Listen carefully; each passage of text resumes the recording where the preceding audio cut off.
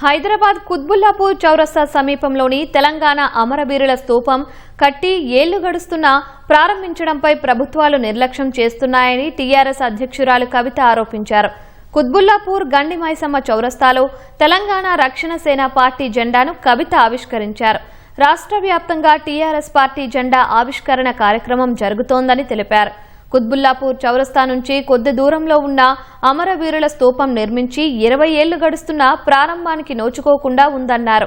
ప్రభుత్వం జూన్ 2లోగా ప్రారంభించకపోతే తమ కార్యకర్తలే అమరవీరుల స్తూపానికి రంగులేసి ప్రారంభిస్తామని హెచ్చరించారు.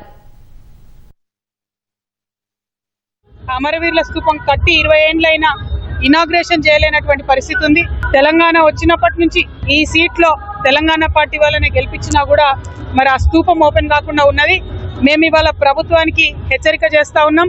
జూన్ 2వ తారీఖు లోపల అమరవీరుల స్తూపం మీరు ఇనాగ్రేషన్ చేయండి, లేదంటే తెలంగాణ రక్షణ సేన నుండి మేమే ఆ స్తూపానికి రంగులేసి జూన్ 2వ తారీఖు నాడు మేమే ఇనాగ్రేషన్ చేస్తామని తెలియజేస్తా ఉన్నాం.